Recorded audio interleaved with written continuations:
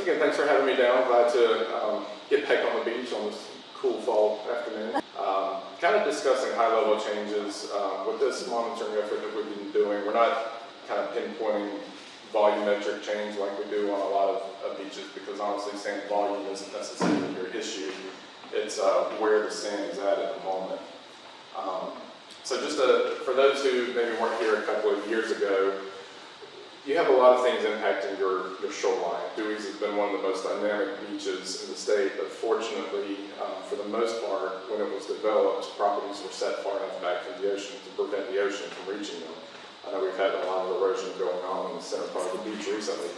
But what's driving your changes is really the inlets on your north and south. You have Dewey's Inlet on the south, and you can see how far the shoals extend out, and then Capers Inlet to your north, which just visually here you can see how the shoals stretch almost to the center of the island.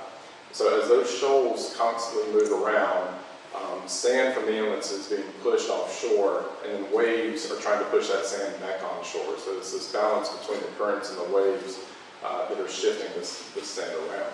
And periodically what we'll get is, especially up here at Capers Inlet, the channel tends to migrate to the south, and then every so often, and it could be every 3 years to every 10 years or longer, you'll get a new breach in the channel, or in the shoal, and a new channel will form. As more currents carry through this new channel, all the sand that's on the seaward side of the old channel starts to collapse because waves are pushing it on shore now without the current trying to fight it, and eventually it migrates onto the beach. So you're getting this sand, this kind of natural renourishment, but in the meantime, the sand on the beach really doesn't know what it's doing. It doesn't know if it wants to go north, south, east, or west, and it changes basically on a month-to-month basis depending on where these shoals are, because each individual shoal changes local wave patterns as it hits the beach.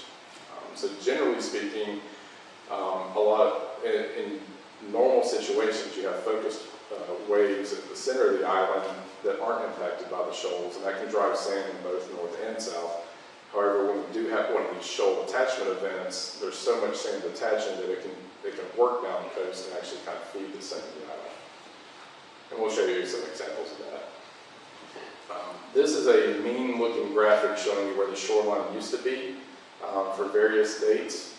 Back in the 1800s, it was several thousand feet seaward. And there's been periods of time where Capers Inlet actually came kind of through the northern half of the island. Since then, Capers Inlet has kind of stabilized further to the north. We've had some large-scale shoals that have attached and basically created the entire Lake Temecao area. All that was formed from a large shoal bypass event. It wasn't, thousands of years ago, beach ridges building out. These are things that can be created in a period of decades.